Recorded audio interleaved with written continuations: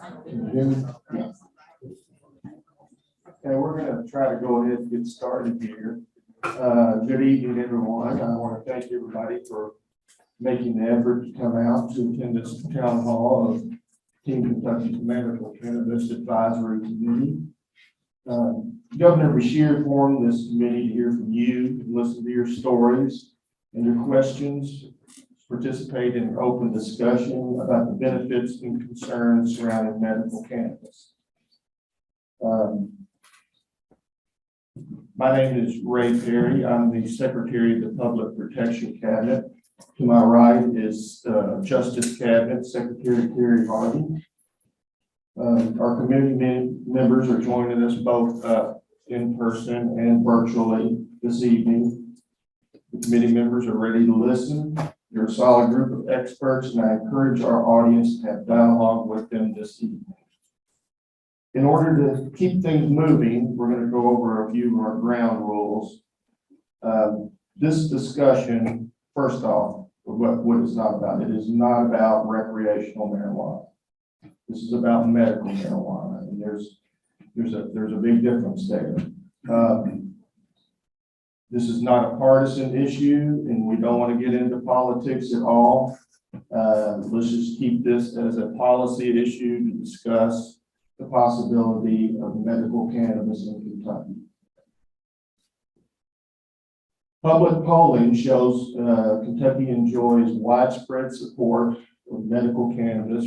Republicans, Democrats, Independents all agree. If we look at what's been done in 38 other states, they've authorized the use of medical cannabis, and this includes state control both by Democrats and Republicans. So there again, this is not a political issue. Please keep the conversation to medical cannabis. Each speaker will have 5 minutes to speak, and we will monitor the time. And we ask that you be respectful of everyone's time limits. Once a member, one of our staff members down here up front will give you a warning sign. That's Mona. We call her the Velvet Hammer. She'll give you a 30-second warning sign, and they'll let you know. This meeting is being recorded and posted on medicalcannabis.ky.gov. We're also taking notes. All of the comments from tonight's meeting will be shared with the governor. I will first call up the speakers who have registered their comments on our website and indicated they wanted to speak here tonight. We will then hear from anybody else that didn't register that wants to come up and talk. So at this time, I'm going to invite the people who registered online. Start with the first one. Harry Sullivan's. So I noticed when we looked at the people who registered online, there was only really one that has signed in, so hopefully we have a few more. Dana Head.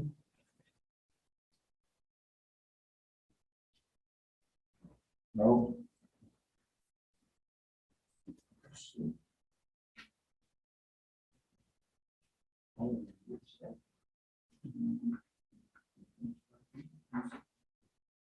Yeah. Let's count. Is there a Jedediah Plunkett? Okay, come on up.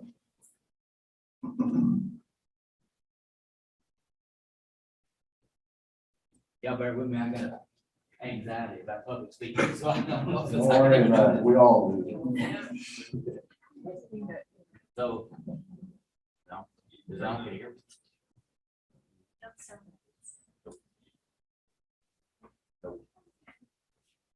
Y'all can probably hear me anyway, can't you?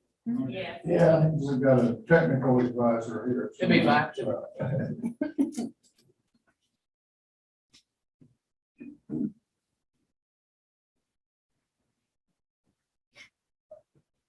Anyway, I'm on prescription pain medication, have been for 6 or 7 years.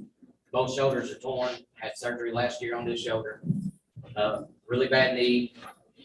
And I support the medical cannabis because it does give me relief that those pain meds don't. And I don't want to be on them forever. I really don't want to go through another shoulder surgery for the other shoulder. So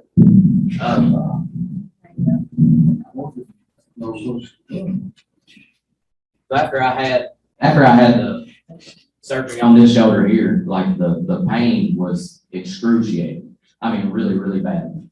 And the first few days of recovery, even the Percocets, the Lortabs, everything they gave me really wasn't touching the pain.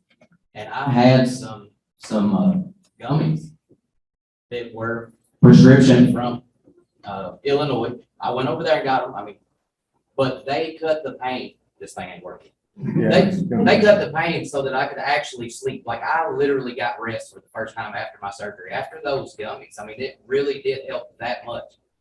And I mean, I've always supported it. I've been advocating for it since I was a teenager. Always have. I wrote papers on it, got in trouble in school for writing papers on it.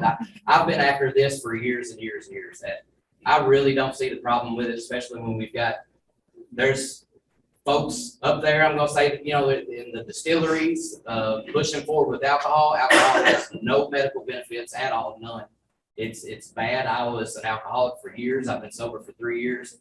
I was a drug addict. I was a drug addict on hard drugs for years and years. I quit in 2005. I've been sober since 2005 off everything except for my prescription medicine and the occasional times that I use medicinal cannabis to help with my issue. So I really wanted to come down here and hear what everybody had to say and just give my 2 cents on it. Like I'm fully supportive of it, 100%. Thank you.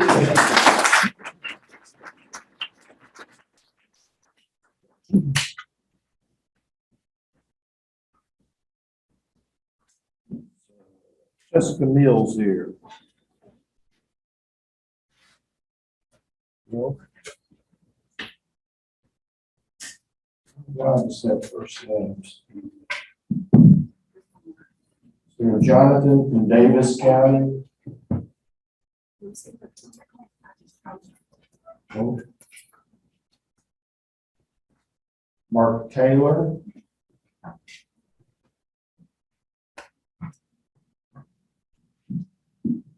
Mr. Mark Stephen Gamble.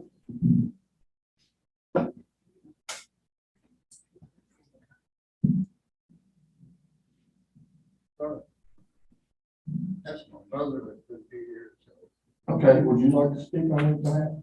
Sure. Do you want me to use the microphone for you? No. Do you want me to use the microphone for you? No, okay. If you would, just your name and what county you're from. My name is James Gamble, I'm from Christian County. And kind of like this guy was saying, I'm on pain meds and stuff that's on my back. This, like you said, the cannabis helps me more than what the pain meds do. And like you were saying, I'm an alcoholic forever, and I've got 18 years clean.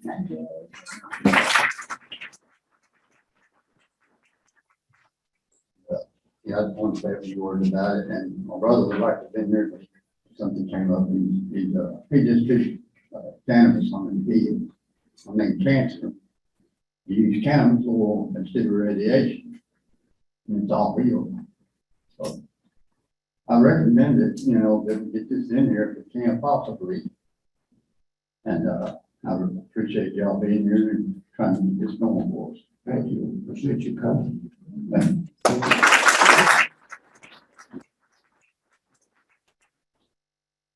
Were you speaking for Mark Stephen Gamble? Yeah, he was, okay. Randall Argo? Okay. Well, you'll let us know your county. I'm Randall Argo from Callaway County. I was an active duty Marine from 2008 to 2012. I suffered a pretty serious lower back injury getting ready for deployment. And I've got a number of issues that started in my back, but they worked their way up to my neck and down my lower extremities. L5S1, spondylolisthesis, spondylolisthesis, a degenerative disc disease. Recently filed for new VA claims, and they've told me that my degenerative disc disease had gotten progressively worse. So that has driven my anxiety through the roof as far as, thinking about the future and stuff. But when I got off of active duty and I came back home to Kentucky in 2012, I used cannabis to treat my pain, help me sleep. I had two friends who unfortunately passed away from opioid addiction. So every time the VA tries to give me any kind of painkillers or opioids, I defer it and take another physical therapy treatment. Because I don't want to go down that road. I've seen what it does to friends. I've seen what it's done to my own family in Western Kentucky. And I'm a strong advocate for medicinal marijuana. It's been able to help me get a full 8 hours of sleep instead of waking up every hour and a half with stingers in my neck, hip pain, just the shooting pains that go with that. It helps relieve my anxiety. I do have PTSD as well. It's definitely mellowed me out from that. And it's just, thank you all for coming and listening to us today. I'm just a strong advocate for medicinal marijuana, and again, thank you for coming. That's all I got.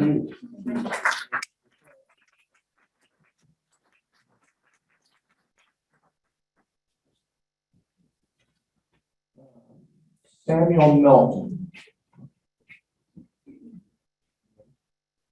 And that's it for the people who registered online. Now we want to open it up, and I hope there's some people here that really want to come up and speak. So can you raise your hands? Oh, these, okay, these, right here. Just got to do something with handwriting. Tina. Register. Register, okay, yeah.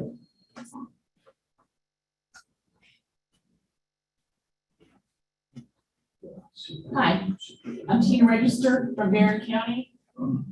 I am a survivor of my mother's addiction. She was addicted to numerous narcotics, everything from Valium to back in the day Talon, Percodan, Percocet, all the good stuff they had back then, Tuinol, the list goes on. I remember very well.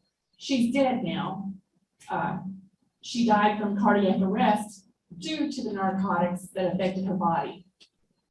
She did die from a disease.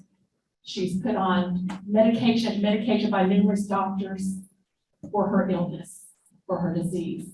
Then she became an unwilling addict. So, growing up in that household with 5 brothers, numerous relatives, and watching the process, I was horrified to even try weed when all my friends were doing it in high school. I didn't see what it was about, and it was for recreational use. So we'll go down the road a little bit. I've had cancer 3 times. I'm a survivor, and I'm a fighter, and I'm fighting for this, what we've got right now. At the present, I do not use cannabis. I don't need it. I'm afraid I probably have addictive personality. It may be psychosomatic because what I survived growing up. I've had ovarian cancer. They doped me up good, and I liked it. I liked it a lot. I liked the dope they gave me. It was good stuff. It did everything for my brain, my body, made me feel good, sleep good, whatever I wanted. It did really good. But it's time to come off. And I had a hard time getting off of it because I liked it so well. Y'all know that was good stuff. If you needed it, you're lucky to have got it. Fortunately, I didn't go that route. I took it, and when it put me off, I got off, and it was a problem getting off. So after ovarian cancer, I got breast cancer, mastectomy, and friends, hippie friends. I call them hippie friends because this hasn't been 10 years ago. And back then, I still had negative thinking about doing the weed. So they turned me on to marijuana, bought illegally for my medical need. Yeah, it worked good. It calmed my mind, it calmed my body, it took care of my pain for as long as I was going through what I was going through. The depression following a mastectomy, yeah, I was very proud to have it. Didn't continue after I taper myself off of it. I'll use the word taper. That's the only word I know to really use right now. Good job, I did good. Thank you to my hippie friends who turned me on to it. So next, I'm 1 year post-cancer free, esophageal cancer. Man, the third time's a charm, no.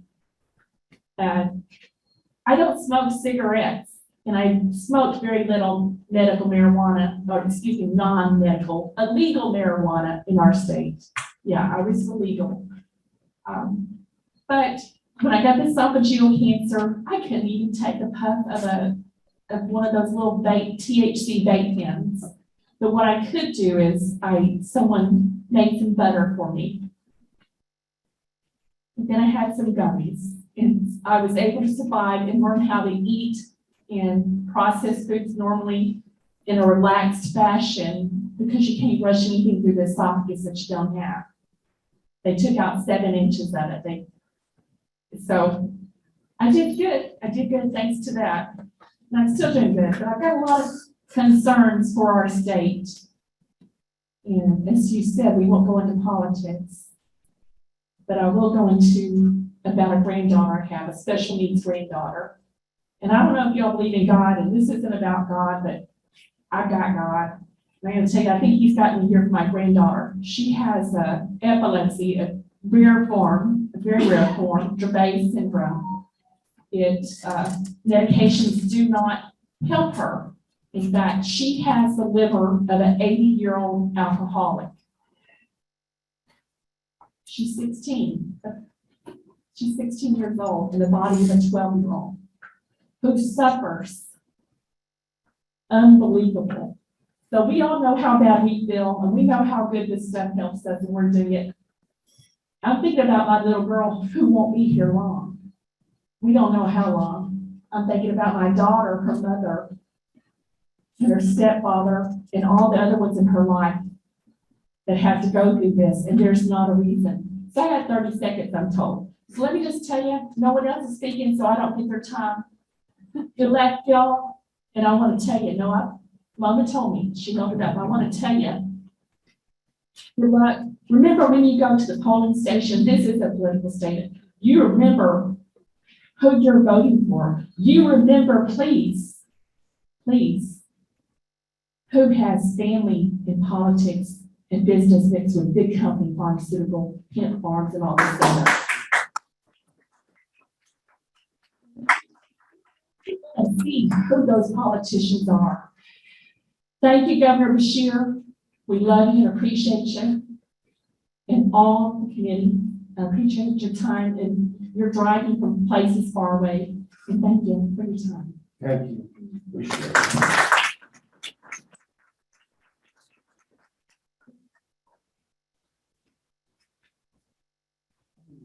TR from Calumet County.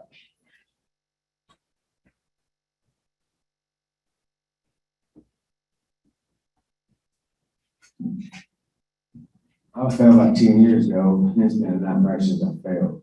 I had to do workers' comp for 5 years and got drove in the damn ground. I made one big day anyway.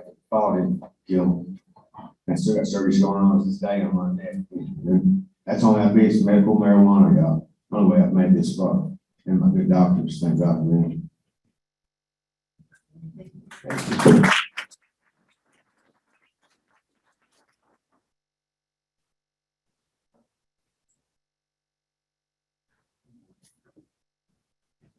Walker?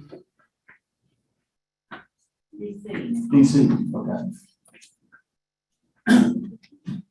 Hello, I'm Bonita Walker. I'm from Marshall County, and I've been a cannabis activist since the late 1980s. Pioneer Politics, my friend. In 1992, I was diagnosed with hemiplegic migraines. That's the 1% that can and does cause strokes and can be fatal. My doctor at Vanderbilt told me, we're going to try this, and if that don't work, smoke a half a joint. I was blown away. I was stunned because I was already being an activist for medical cannabis at that time. I didn't have to use it, or I didn't use it, I'll put it that way.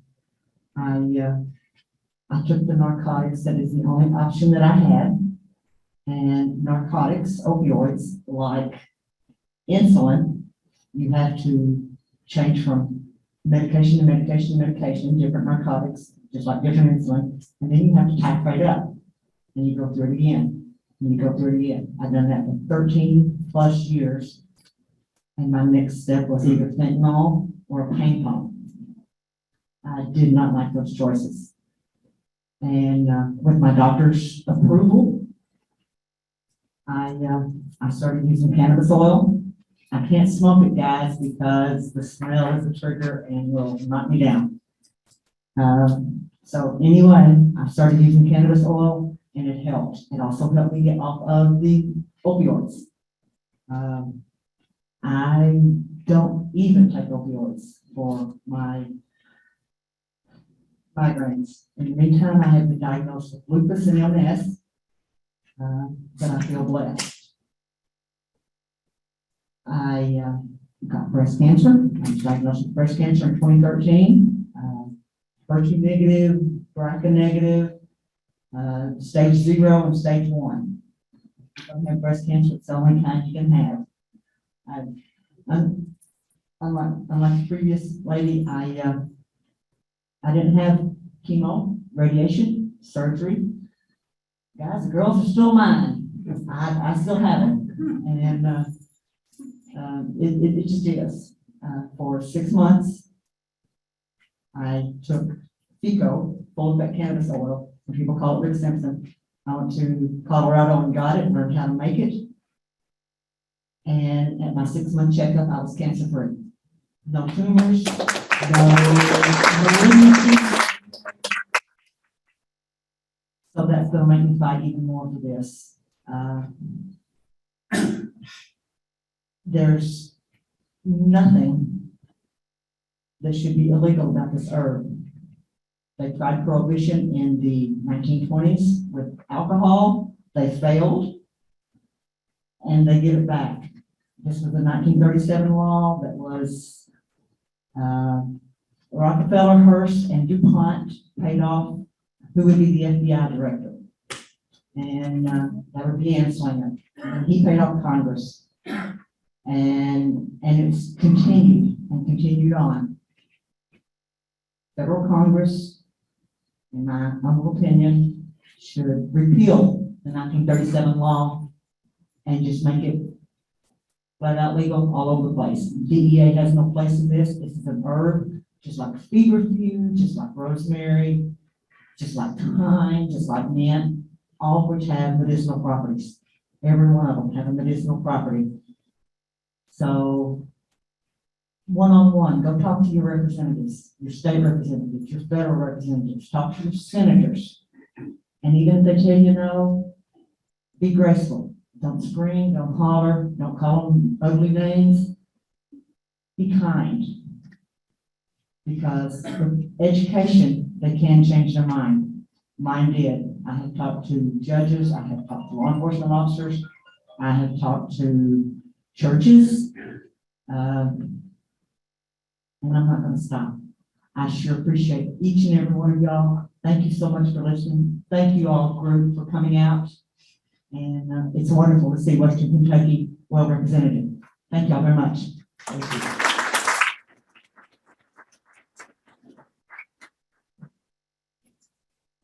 Jessica Hannah.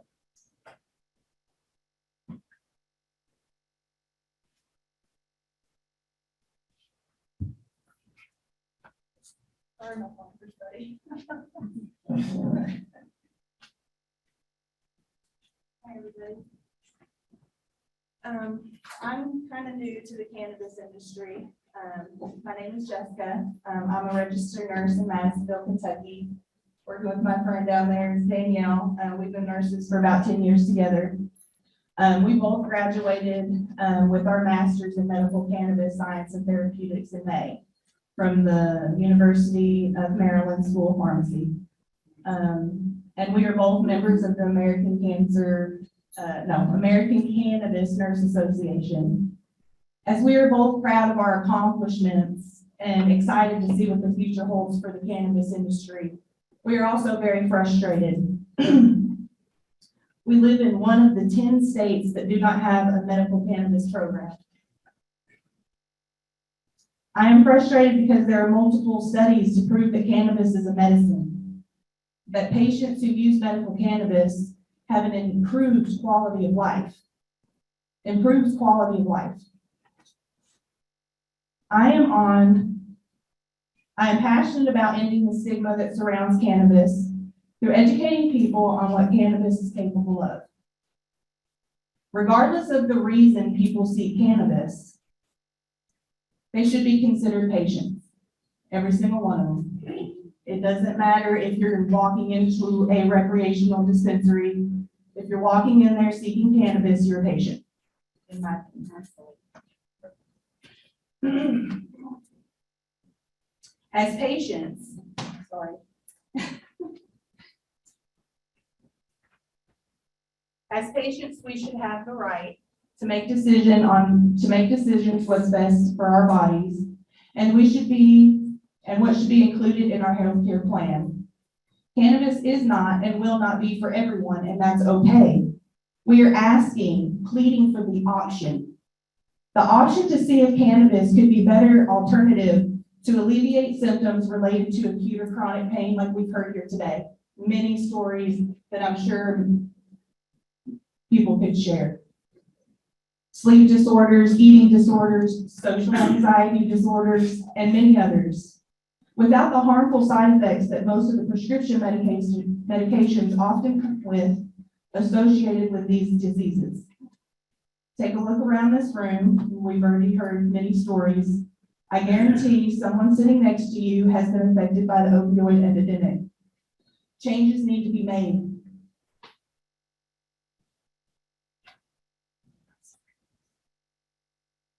Will cannabis appear and end this deadly epidemic immediately? No. No, it will not.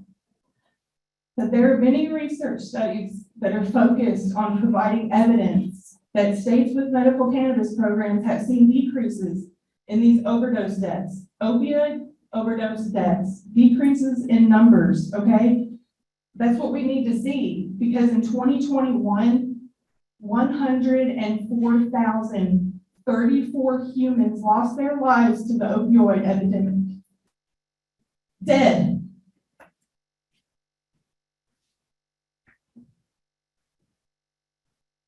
In a state-level analysis completed by the Journal of Health Economics, they concluded that between 1991 and 2013, states with a medical cannabis program saw a 21% decrease in opioid overdose deaths. Another study conducted by a peer-reviewed journal published by American Medical Association concluded through a longitudinal analysis that in states that had medical cannabis programs, they saw 2 million fewer opioid prescriptions written daily. And that had to be reported for like Medicare Part D. If these states are accurate, then the increased numbers we are seeing are mainly in states that do not have a medical cannabis program. As a nurse here in Western Kentucky, I believe these numbers to be true. We can pretty much guarantee that one of our 5 patients that we take care of will either have opioid-related psychosis, and we remind you, work on a telemetry medical surgical unit. We're not capable of taking care of like overdoses and DTs. We're capable, but that's not what our jobs are supposed to be. Most of these patients are between ages of 18 and 35. This is a problem. Something has got to change. I believe it should be cannabis. It has proven its effectiveness and safety time and time again. And when medical cannabis is legalized, we plan to provide cannabis consulting to patients with a special focus on mental health and addiction. Let me also add, 30 seconds, I can add it. Kentucky has a long history of growing premium grade A cannabis, okay? I'm talking people travel from all over to get a taste of Kentucky bluegrass. Our land is made for it.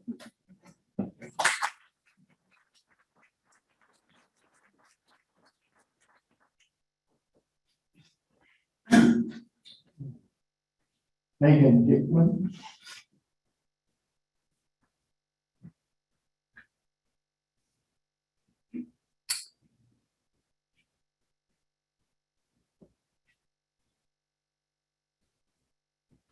Megan Hickley.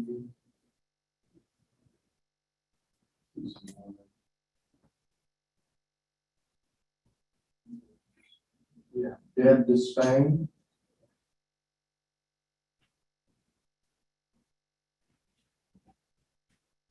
Thank you guys for having this.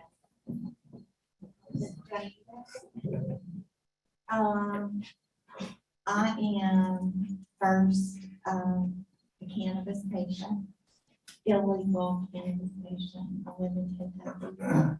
I'm a registered nurse.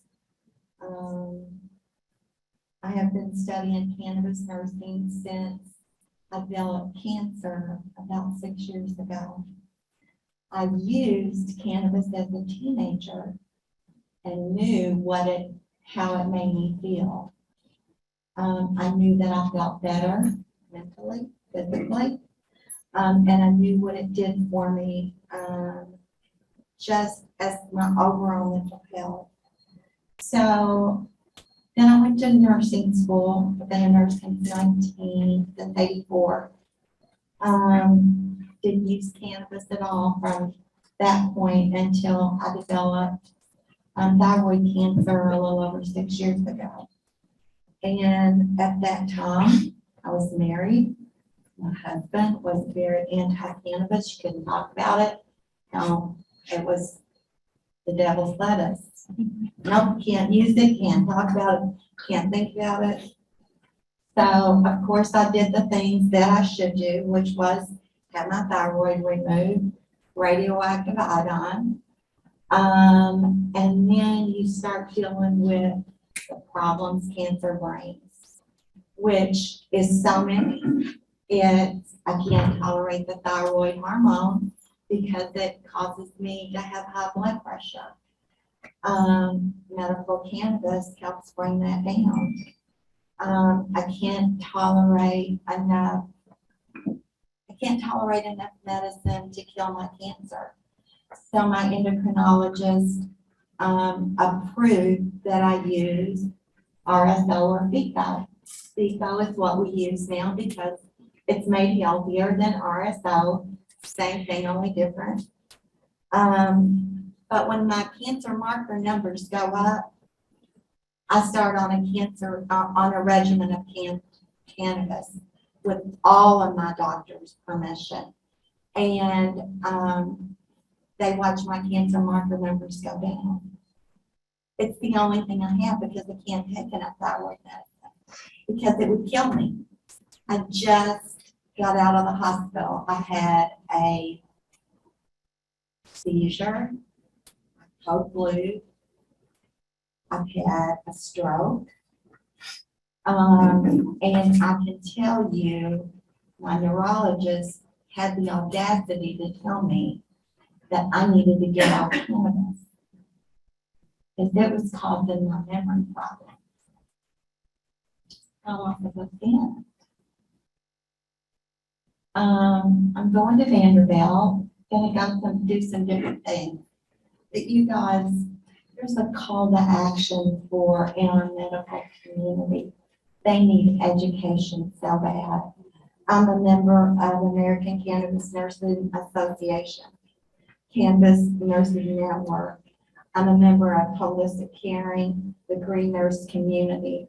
I also have a cannabis nurse who helps me work through my issues since I've had a seizure, a stroke, and was treated terrible in our medical system.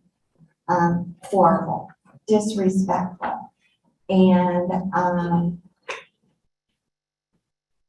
the National Council of State Board of Nursing, which is the Nursing Regulatory Board, which licenses all our nurses in all our states to practice nursing, put out a call to action that all nurses, nursing students and advanced practice nurses must have 6 essential areas of knowledge when it comes to cannabis as medicine.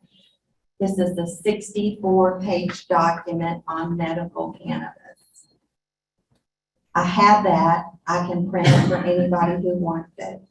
Nurses, doctors, clinicians have a moral and ethical obligation to teach on cannabis as medicine because everything we tell a patient to do or not to do affects their endocannabinoid system. Have we even talked about that tonight? No. Do we all have one? Yes, we all have one. Is all of ours deficient? No. Do we know why that is? No, we don't know. We have some suspicions, but we don't know why. I got my 30s there. But cannabis nurses and the nursing network organizations I'm affiliated with are working diligently to get the American Nurses Association through, or the American Cannabis Nursing Association is working to get American Nursing Association to listen to our call of action.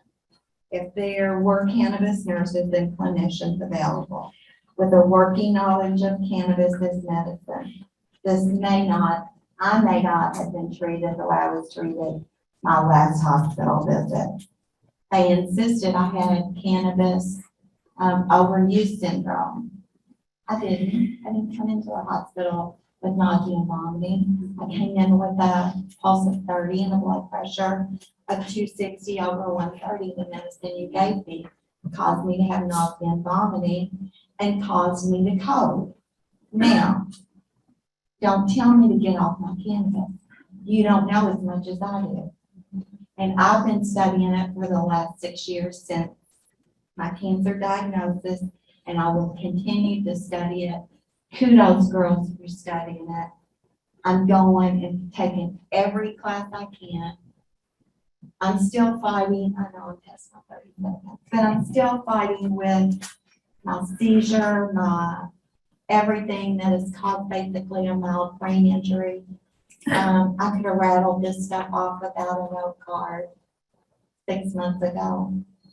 I'm still struggling, but CBN, CBD, and CBG are making a huge difference in my life, along with, of course, the illegal cannabis that I use. And I go to Illinois and get it, and it's very expensive. It needs to be legal in Kentucky, people, for a billion reasons. And I'm so available to answer anybody's questions anytime. I've helped kids get off of narcotics. So many things. It's just on and on. You guys know that's why I'm here. Thank you for your time. Thank you.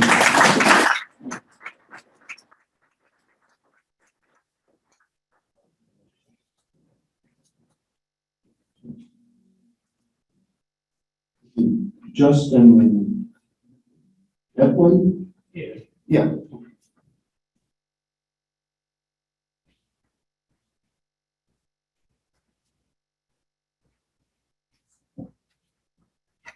Okay, so I have a lot of trouble sleeping. And I've been on different types of medication for it all my life. And they either don't work or they work really well and I'm drowsy the whole day, the next day. Or they work a little bit, I fall asleep, but I'm up and down constantly all night. Well, with cannabis, I go to sleep, I sleep like a baby, I wake up in the morning, I feel refreshed. Also, I had some issues, I was diagnosed with megacolomyopathy, which is a very rare myopathy. It affects less than 1 in 1 million people. There's no treatment for it. The specialist I seen, he told me that I would end up in a wheelchair. I will probably, there's a good chance I can lose all motor function skills. It will eventually kill me. It's slow going, but that's the sad news about it. I was extremely depressed and cannabis got me through it. I was able to laugh again, have fun with friends. My wife told me I was myself again. I really wish that we all did not have to come here today. I wish that people in the state would just legalize it. It just makes sense, because look at all the other states that have legalized it, how well they have benefited both the citizens and the economy. But I think we would all be better off. But when Kentucky does legalize medical cannabis, there needs to be protections for employees that are on it legally, not to get fired from their job. That's something really important I would like to say. Thank you. Thank you.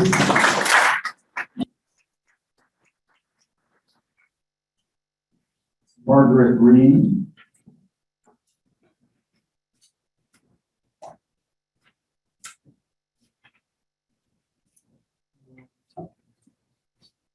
Addison James.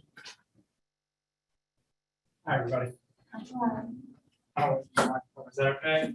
Talk loud. All right, I'm a teacher here at the college, and, so I'm used to talking in front of everybody, and, when I found out this was gonna be here, I wanted to come, and, there's a couple things that I thought about specifically in terms of the community college here. But to give you a little backstory from, when I was younger, my grandparents had this big map of the state of Kentucky. It's like an old 1891 agricultural production map. And I would look at it and see each county and each region had like a border, and it had how many pounds of tobacco they made. You know, how many they churned out. Here's Christian County churning out all this tobacco. And then it lists crop number 2, hemp, then corn, then beans, then hay, and so many pounds, blah, blah, blah. What's hemp? One of my cousins like, it's weed, man. I'm like, oh, okay. So anyway, this map, the thing that I've seen from looking at some of the other states and looking at Kentucky is that the other states that are doing medicinal and recreational, it has to be grown in that state, and then it's overseen and sold and purchased in that state.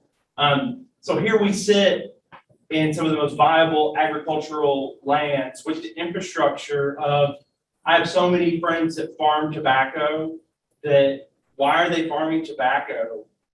They have all the infrastructure to do everything with hemp, but they will not touch it because there's no crop insurance, there's no banking system in place for them, and those farmers are not going to risk their livelihood on 1 acre of something that could go wrong, right? Another thing about agriculture in Kentucky is you look around, what are we seeing? It's the price of soybean and the price of corn are up, and everybody's got this monocrop culture of corn and soybeans because that's all the money. Why would you not? You know, so you see all these farms and everybody's cutting down all the timber, turning over all the ground, doing all the corn they could possibly get, all the soybeans you could possibly get. Winter wheat right now is crazy price. If you sold your winter wheat recently, like a lot of money for that because of what's going on in Ukraine. But anyway, we have all this agriculture, all this infrastructure in place. And if medical cannabis becomes legal, I've talked to leadership at the college and they feel like we already have the ag classes that we would just not create a new class. We would just say, focus on medicinal cannabis. We have state-of-the-art nursing program that's right in this building with some of the best equipment and everything. And that would be a component of the nursing curriculum. You know, we have our business and workforce solutions that would be willing to do cannabis courses, that would be willing to partner with any of the industry that is currently here, including the agriculture industry or the hemp/cannabis industry. But there's a willingness on the part of the college because we are seeing students that want to go into that. We are seeing bright students that are asking if we have these, if it's anything, and then they're wanting to know more about hemp. It's just this thirst for knowledge with the young people that want to get involved, and they don't really know how. And so I see this, number one, we could diversify crop portfolios. We could have 10 acres of cannabis, could probably yield, I'm not going to even guess it, but 10 acres of much smaller acreage could be yielded the same profit as much larger acreage of corn or soybeans or wheat or anything like that. It could diversify the crops that they have. Anyway, it's just, I think agriculturally, it could be a boom to our community, especially here in the western part of the state where we are an agricultural economy. A lot of it is. the final thing, I think that, there's this, Rand report out that says that, cannabis is not going to be grown indoors. It's too expensive for the lights and the water and all this, that, and the other. And the Rand Corporation said in the future, if federal legalization happens, it will be grown outside in fields. And here we are situated where we're fighting with Colorado for who can grow the most hemp right now. And they're obviously growing hemp as well as THC cannabis. But this is just like almost a gift to Kentucky as a put our mark on it and make it ours. And then we've suddenly got jobs. We've got citizens that are getting the medicine that they need, individuals getting the training that they need, partnerships through the colleges. So I think it's a great thing. I think that if the governor, if the committee moves forward in any such way, I mean, the Hopkinsville Community College is here to help, and we want to be part of that process and figure out how we can educate and help facilitate the infrastructure. Thank you.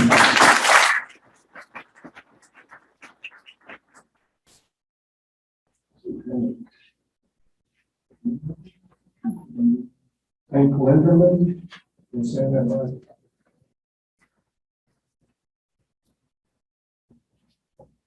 Here's the microphone.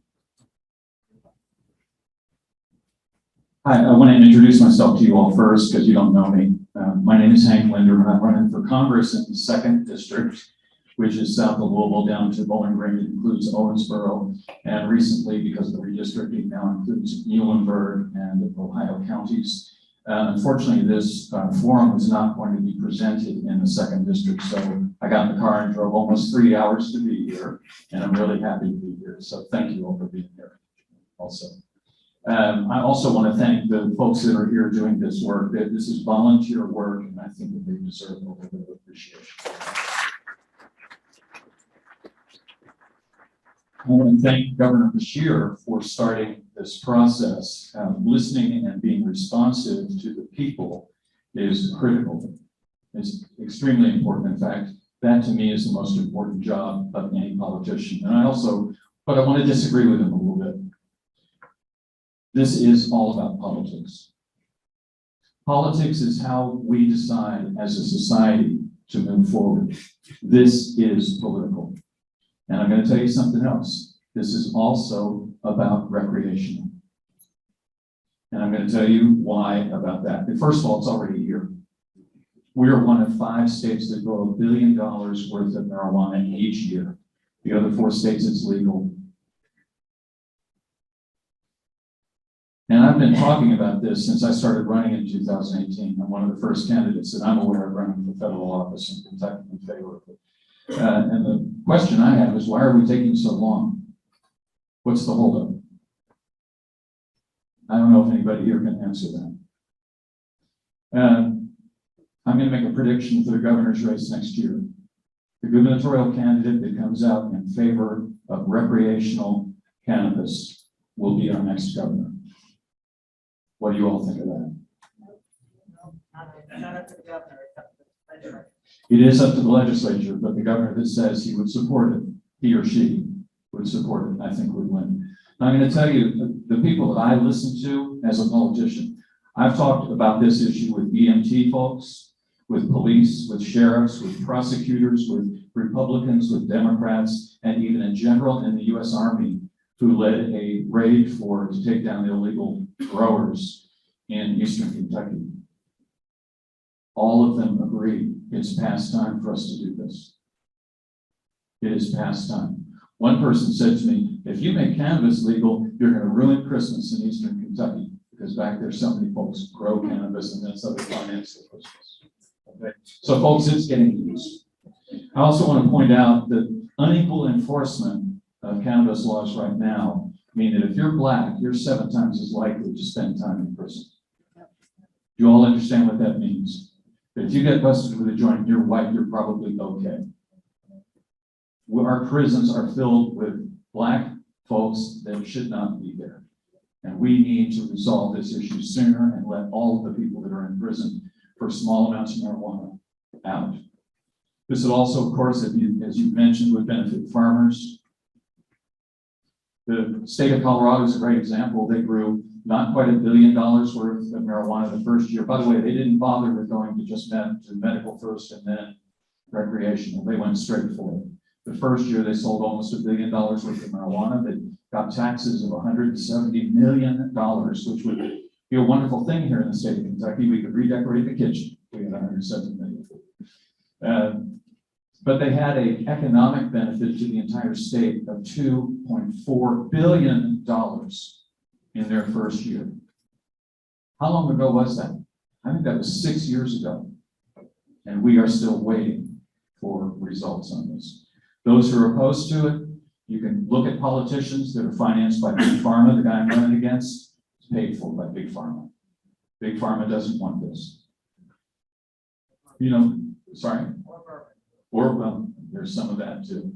Now, we're going to have to manage it better than the hemp debacle that bankrupted farmers across the state. We're going to have to manage it better. Okay. That was a terrible travesty. So this does have to be managed well. I'm not saying that tomorrow this should all be legal. We're going to have to do work, but the work to announce it, we can announce it right now. Let's do the right thing. I finally want to talk about the effect of legalized cannabis on drug addiction.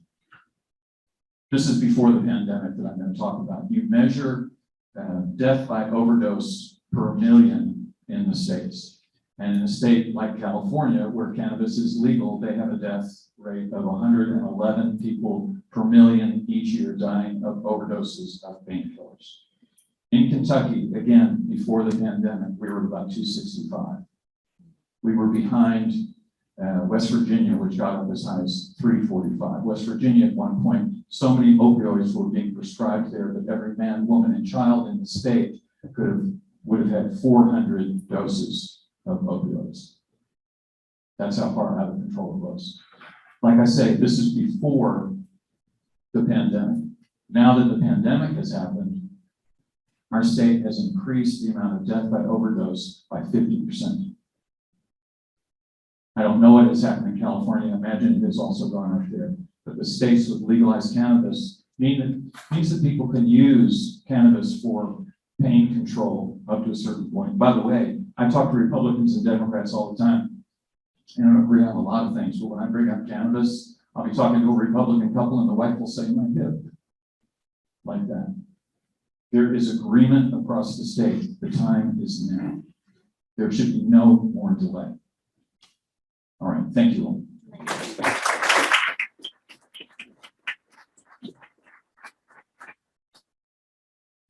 Okay, that's all the speakers that we had registered, but I've noticed there's been people coming in, and I don't know if anybody feel inspired to speak. Yes, go ahead. Good evening. My name is James Hunt from Henderson, Kentucky. And 2019, my father-in-law passed away with Parkinson's. 6 months later, my wife was diagnosed. A lot of people think Parkinson's, you think a tremor. That's what you think. There's a lot more to it. There's a laundry list. One thing is this twisting pain. She wakes up screaming, wants to go to the hospital.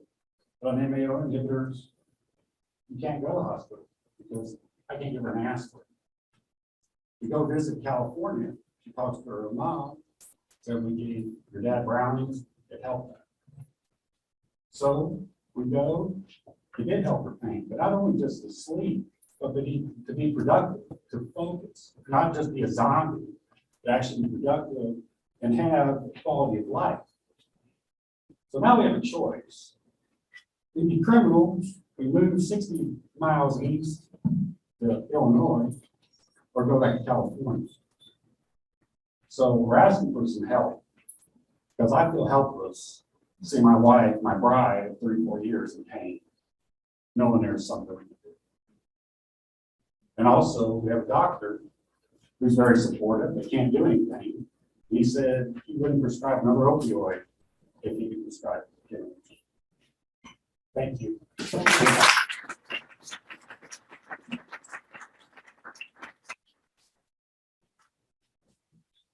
Anybody else? Please, if you would, state your name and county. My name's Craig Manley. I'm from McCracken County, and I'm different than most of the people that you've heard speak tonight, because I am very conservative, and I've never tried marijuana until I was 58 years old. In 2011, I owned a construction company. I also operated, so I work. In 2011, I cut my sciatic nerve in two. And if you know anything about medical, it only heals at 1 millimeter a month.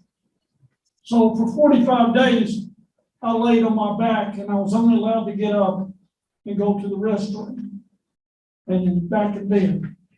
And I have a disease with my liver that was a hereditary disease. My liver does not process medicine. So I wasn't able to take any painkillers or anything like that because my body won't do it. If I take one, even something really simple, I'm out for 3 or 4 days, just out. So I had to lay there and suffer, and the pain was excruciating. Well, the doctor shut the door one day and he said, have you ever tried marijuana? And back then I thought marijuana was that's gateway drug. I said, no. He said, let me tell you something. It's not what you think. He said, I don't know if you have access to it or anything, but he said, I can see the pain. He said, this pain's going to kill you. He said, you ought to try it. So I had friends, and people that worked for me, and I called one of them. I said, I want to try this. I can't stand it anymore. I went like 3 or 4 days without getting any sleep at all. So one of my friends helped me out, come over. It was the first time I got sleep. And it does work. And I have a CDL, so the government will not allow me to do this. So like today, I have excruciating headache and pain shoot down my neck and spine. It don't happen all the time, but when it does, I'm helpless. Tylenol. And today was one of those days. And I also have a strong faith. And the Bible talks about herbs and plants that God put on this earth for us to use. There is nothing about marijuana that made me get addicted to it when I tried it. Nothing. And I sit here and I've used this stuff. Back then when I was trying to get healed, it didn't make me want it more and more and more. And I got to thinking about this and with my faith thinking, this plant was put here by God to help us. So why is it that we're trying to push all this man-made stuff on people's bodies that they can't handle? When you've got something out here that works better, and being that I am a business owner, I would much rather go to work and work with my guys that got high last night and come to work feeling good the next day and not hung over, than have my guys go out there, get so drunk they can't move. The next day they come to work, they're grouchy, grumpy, and you're afraid they're going to hurt themselves or hurt somebody else because they got a hangover. Alcohol will do that to you. Marijuana will not. And I just wanted to say, I do have a completely different opinion on it. I do think this needs to happen. And I have a step-granddaughter named Shelby that this she needs. And I support it 100%.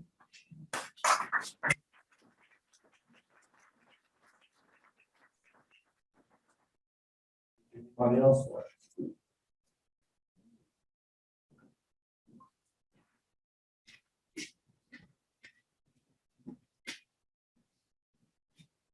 Hello, my name's Daniel Sosh. I'm a Black Lung resident of Kentucky. I'm from Davis County. I have a 50-year relationship with marijuana. I don't feel comfortable discussing my medical issues, but I know for a fact it's non-toxic, non-addictive, and it's helped me survive. I'm the last in my circle. My other friends, I've survived Nixon's war on drugs, Reagan's Just Say No. I've spanned the whole spectrum of propaganda. It is, they talk about marijuana. Every thing you try to say that it helps you, they want to counteract that with something that's made up. It's a lie. Science don't lie. It's helped me as far as all my body functions and my reflexes, my stamina, my focus, and I've been a productive member of society. Like I say, I've had a 50-year relationship with it. And I've been a working man my whole life, raised a family, served on jury duties, did everything I was supposed to be as a good citizen. But in the eyes of the law, I was a criminal. And the only, it does create paranoia and fear that someone's going to come and put you in a cage or take your family or your possessions. And being a union worker, I was a union steward. And I believe drug testing is nothing more than more tool against people that use cannabis, because the body likes it and it stores it, keeps it. Whereas the man-made drugs, it gets it out as quick as they can. So, and I've watched the other meetings, and like I say, I hope the governor keeps in mind that for 50 years, people have been growing their own, and they've been making their own medicine without oversight, without restrictions. And that's something that I hope we get medical. I'm beginning to lose hope after 50 years. But all my friends have grown their own. They've made their own medicine, and they did fine.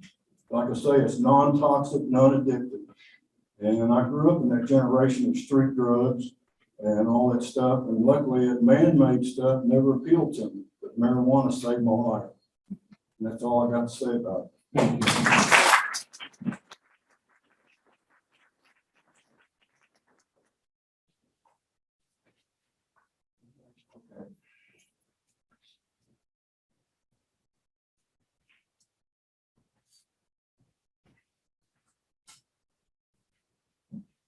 Hi, I'm Tara from Muhlenberg County.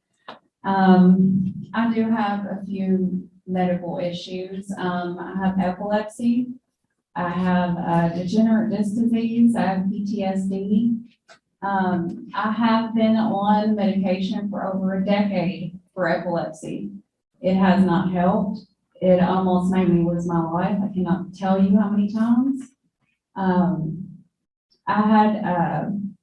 had PTSD. There's a couple of reasons. One was from being a 911 dispatcher. I actually had a seizure at work before, and it was really bad. I got taken out by ambulance.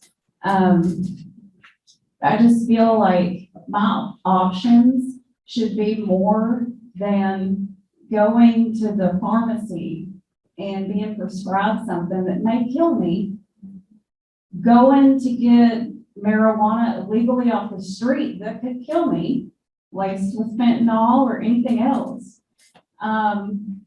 or to just suffer with it. And then suffering that's going to lead to my death, because that's just things that happen with epilepsy and everything else that I have going on. My kids deserve for me to have other options.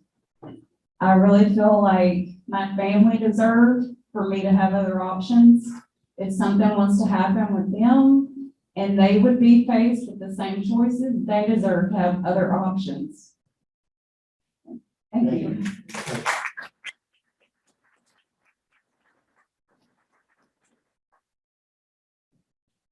Anybody else want to speak?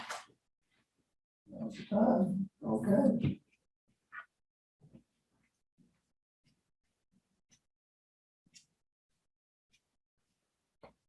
My name is Christina. I live here in Christian County. And I just want to piggyback off of what she said. I also have medical issues. I've dealt with my sciatic nerve since I was in fourth grade due to an accident that I had. PTSD, epilepsy, brain aneurysm, breast cancer. This goes on and on. But I don't want to be up here too long, but my kids also deserve for me to have other options. My children just lost their father 2 weeks ago, and so I am the only parent that they have left. So yeah, they deserve, I deserve for me to have other options than just to keep stuffing prescribed medication into my body. So thank you.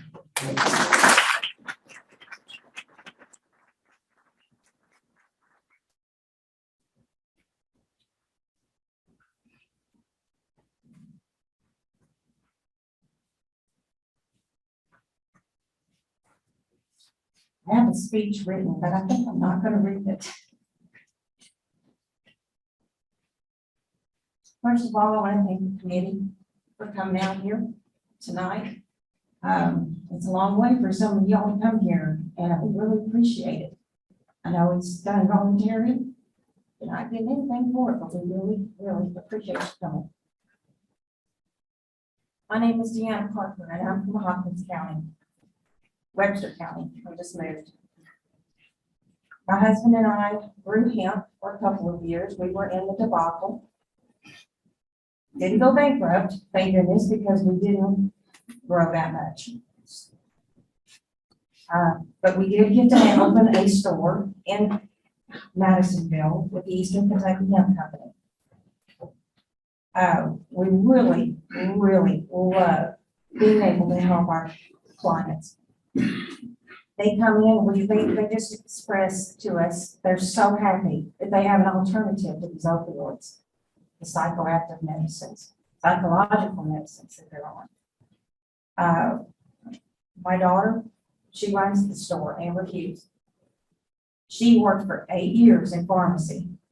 She feels like she's helping people more now than she ever did, counting out pills, giving them the medicine, making sure they didn't interact with anything. More help. People are searching every day for an alternative to this, all these opioids. Go to the streets, you're really, really in danger. There's so much bad stuff out there, and they're just risking death every day.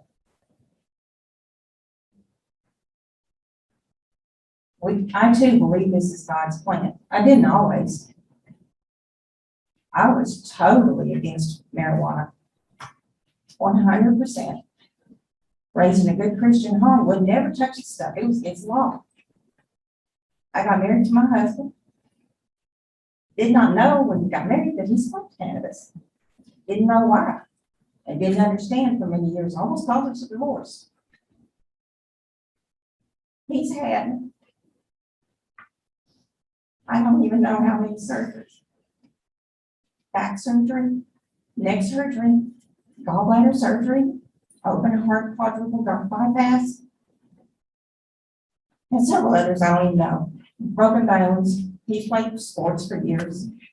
He's too nervous to get up and talk. But he takes it for pain, and so he can sleep.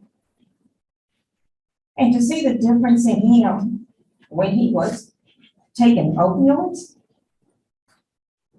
and he got addicted to them, and what he had to go through to get off of them,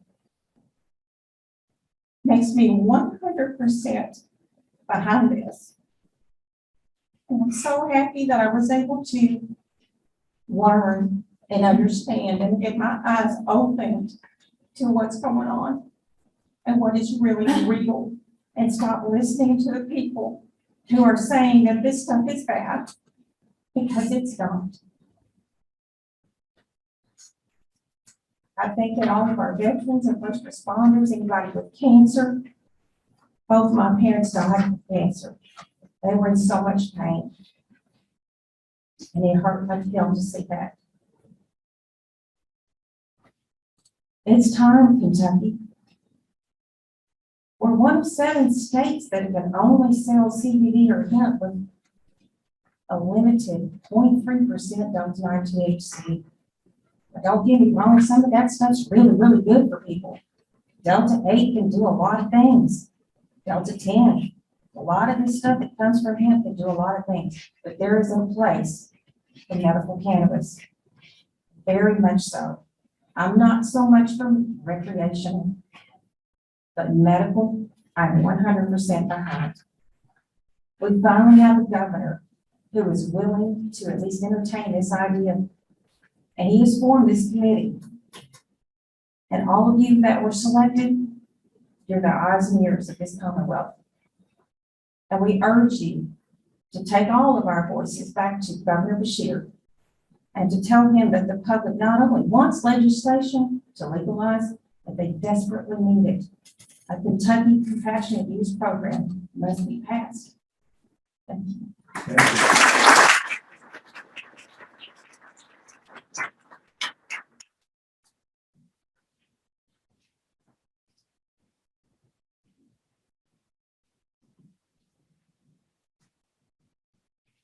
Hello, my name is Katie Moyer. I am the president of the Kentucky Hemp Association. Of course, if you don't already know, the difference between hemp and marijuana is a legal definition. It's been mentioned a few times today, 0.3% delta-9 THC. So it's literally just a legal definition. They're both cannabis plants, and clearly there's overwhelming support for that plant, both here in Western Kentucky. I'm hearing that, the town hall meetings in other areas of the state were much like this, where the public came out and, supported it overwhelmingly. We obviously have farmers who can grow the best cannabis in the country. We've been doing it legally or illegally through the hemp industry or through illegal cannabis since longer than most of us have been born. So it's clearly something that people want, the people are ready for it.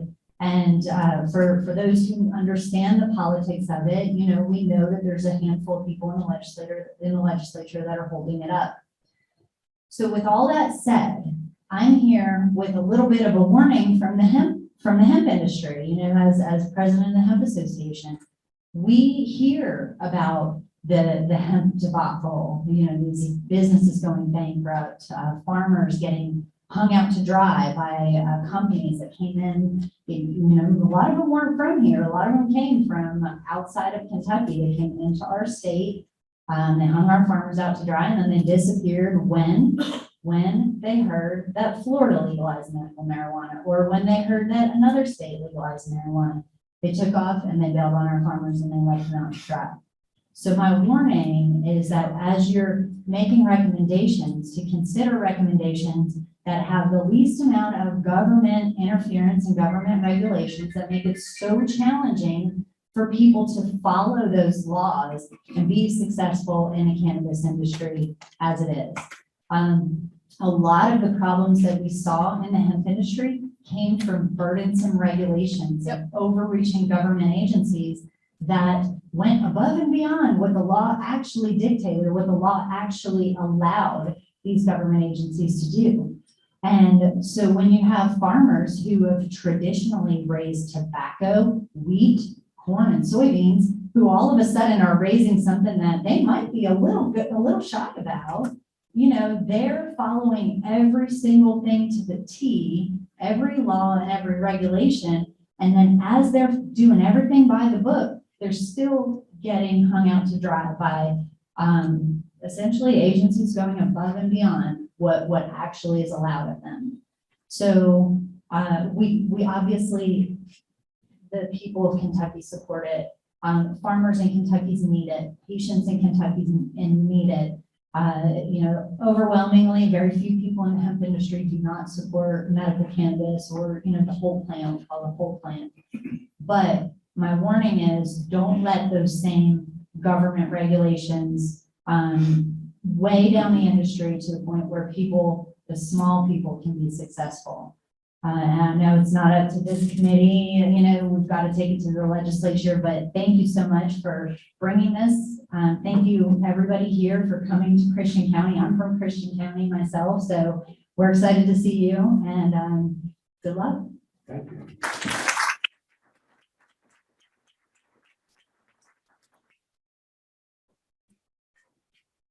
Anybody else like to speak? Okay. At least two more. Okay.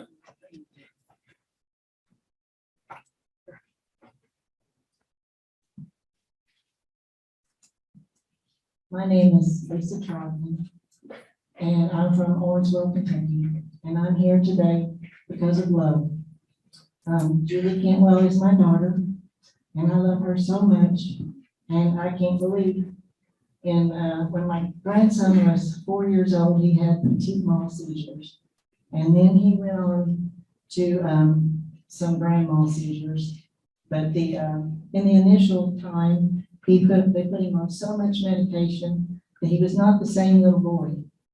And so Julie, out of love, went and just started researching anything she could. And she found this cannabis. And you know, as a Christian, I'm like the rest. It was like, well, I don't know about this, you know. But, you know, God's been taking care of his people for thousands of years, or however long there's been people. So I believe that whenever Julie did that, she started a chain of events, and Preston was so much better. In the past 8 years, she has poured her and Tim, their heart and soul, into caring for their little boy. Well, okay, flash forward, April 12th of this year, I have a seizure, and I had I come to find out I had brain cancer. And so I had the treatment. But you know, when Julie came to me and said, maybe I can help, maybe cannabis can help, I was just, actually, I never even thought a second about it. I thought, the Lord has led us here. I don't know why, but whenever I got into the cancer, I mean, they told me I had 12 to 18 months to live. So, you know, and the doctors, it's like, well, we have a national protocol, and this is what we do, and this is all we do. You think you're getting, you know, specialized care? You're not. You're getting a standard of treatment across the nation. So, and you know, they don't really, to me, they're like, well, good luck, goodbye, and good luck, you know. Well, I had this Julie, this resource. How can I say no? You know, of course not. She's done all the work. She does everything. The Lord has taken care of me, and I know that. So it has helped. I'll never say it cured me. Like the mud that Jesus put on them, that would be what Jesus has cured me. That is all I will ever say. I will never say that cannabis cured me. But I can see, okay, so there, you go to the doctor, they tell you you don't have no hope. So then, you know, because of Julie, she goes through everything she can find and tells me. But now I can help the brain doctors that do that have this GBM, because I can say, I know groups which can say, we can help you. We can give you hope. I mean, seriously, if this is not, I had no hope from a doctor. And so I just started praying, you know, okay, what am I gonna do here? So, anyway, and I am doing this today, not because I really care what the government does. I don't have a lot of faith in the government myself, but I care about Julie, and I'm so thankful that she's been on this path. She's a different person. And I just really appreciate y'all coming out. And I don't know, but here's a verse that I had that I'm gonna read.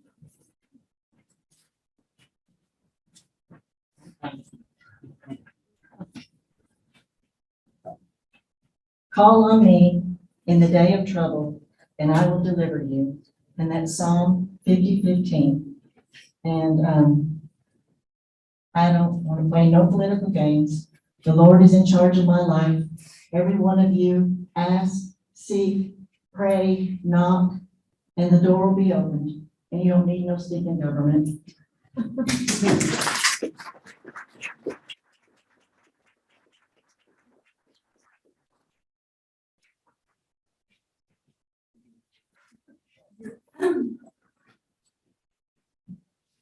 I don't think I'll need that. I'm pretty loud. My name is Sue Carol Browning, and I'm a retired district court judge from Logan and Todd counties. I served as district court judge for 20 years. I retired in 2015. Marijuana laws broke my heart. Every time I saw good people, like every one of you that have gotten up and spoken today, come in court, and I knew what the law required me to do. Y'all aren't criminals. You're not criminals. And it broke my heart. Docket after docket, day after day, week after week, year after year.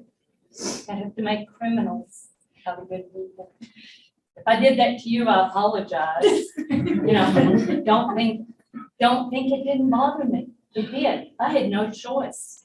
Worked hard my whole life. I grew up on a farm. I'm conservative. Marijuana is the conservative option. We know that.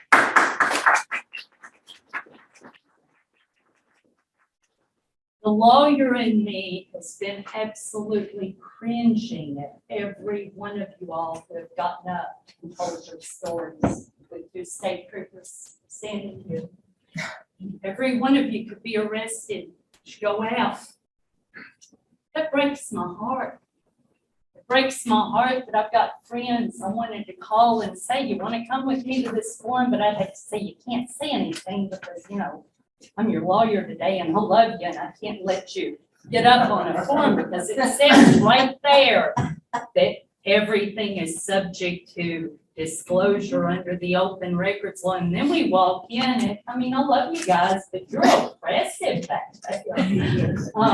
Do you think I'm going to let anybody I love, including my father, who's currently undergoing chemotherapy, come in and talk in front of 2 Kentucky state troopers about how the marijuana that he's been prescribed is helping him? No.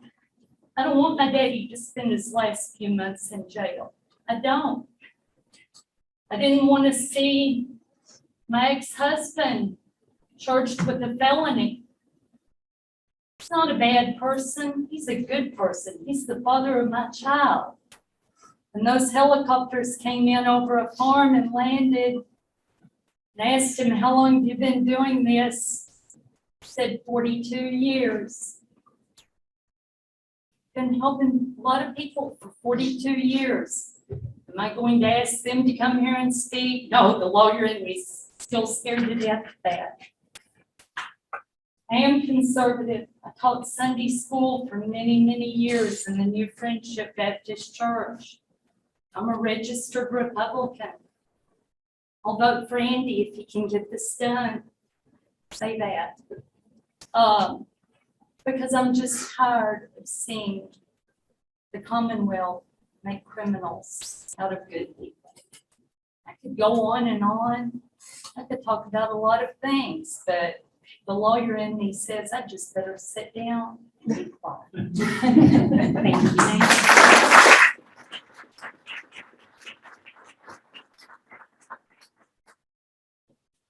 Anybody else?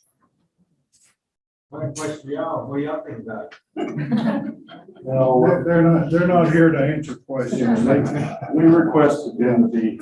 Are they here to search till we leave? No. Wait a minute, let me tell you why they're here. We've had troopers at every one of these meetings, and I want to thank them. They're my colleagues in the Justice Cabinet, and we are in this Commonwealth blessed to have the Kentucky State Police.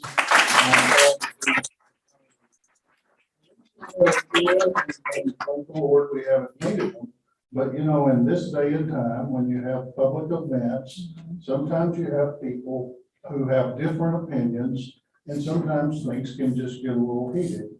So we haven't needed them, but every place, every venue we've been to, the troopers have been with us, and I'm so thankful for you guys that you've done that. So thank you. Thank you, guys.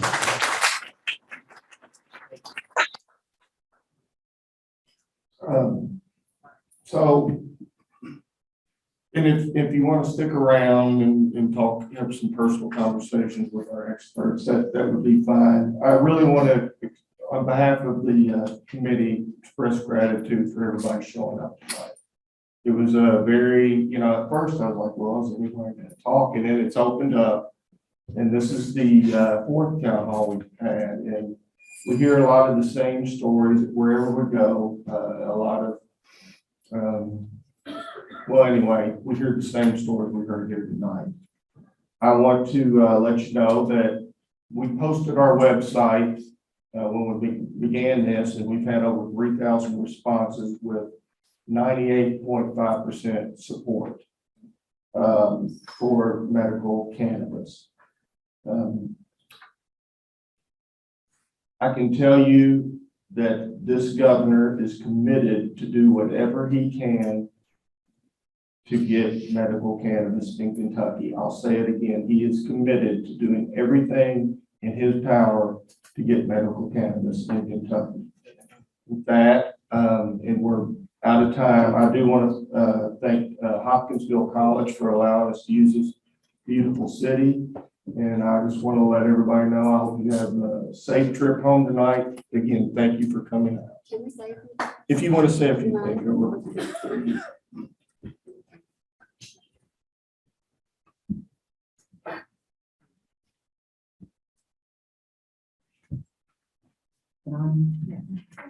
Thank you, everybody, for coming out tonight.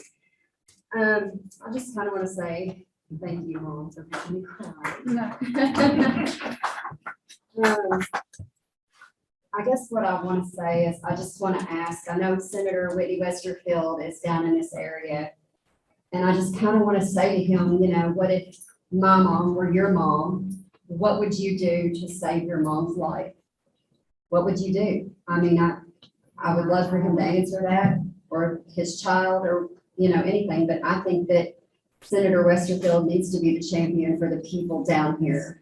So you guys need to reach out to him, send him emails, let him know that you support this and you want him to support this next coming year. And also there's Representative Jason Petrie down here and Representative Walker Wood Thomas down here, and both of them voted no last year on this bill. So I think you guys need to reach out to both of them and educate both of them and try to get them to change their minds and vote in favor of Kentucky patients. I've got wristbands up here with the legislative hotline on it. If anybody wants a wristband, just come on up and I'll give you one. But thanks for coming, and I appreciate everybody's stories. My name is Dr. Eva Deanna. I'm a pharmacist on this committee, and I've worked with lots of patients in substance abuse and addiction medicine for most of my career. I want to thank you all for coming out and sharing very personal stories at the risk. And we do certainly appreciate it. The governor hears your voices, and we are passionate about helping patients, advocating for patients. But also want to say to the healthcare professionals in the room that I also want to advocate for you, that it is important that we are educated. I certainly didn't learn a lot about cannabis in pharmacy school, but it is my mission to do that as a healthcare professional, to educate my colleagues. So thank you for being here, for carrying on the message too. My name is Stevie Taylor, and I am the CEO of 502 Hemp. So when anyone mentions the hemp industry, I can tell you lots of stories. We've been in it for a really long time. My husband has come to almost all of these meetings, and he is the whole reason that I even got in this business. I am a former paralegal for 20 years, and like most people, it was not good, even though we did it in college. But my husband suffers from seizures, and they are horrific. And the only thing that has helped him is resin oil and also cannabis. And I'm grateful every day. He's one of the largest processors here in the state for hemp. So if and when this does pass, we do have things in the state that are already working. But like Katie mentioned, we gotta keep the government regulations oversight out of it. Thank you guys so much for your stories. I choke back tears every time I hear these, and thank you for being here. Y'all be safe.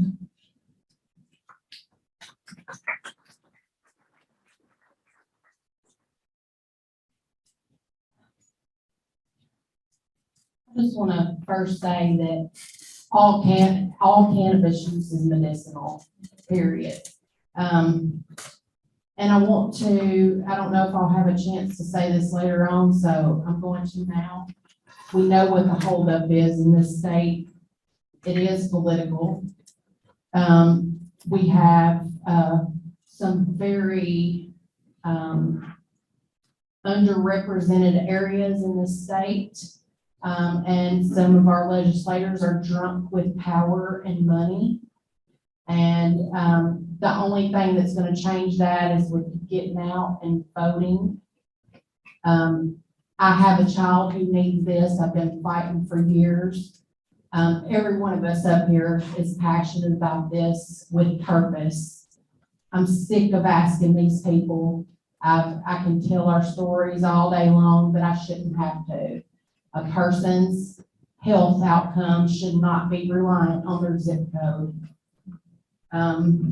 So I need y'all to register to vote, show up at the polls, find out where these people stand if you need to.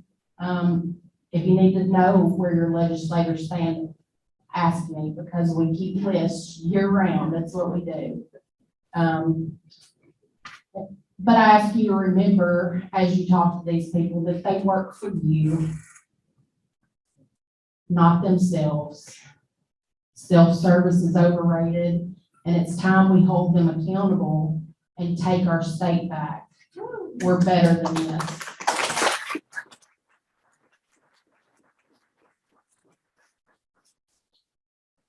Thank you all. Have a safe trip home. Thanks for coming out.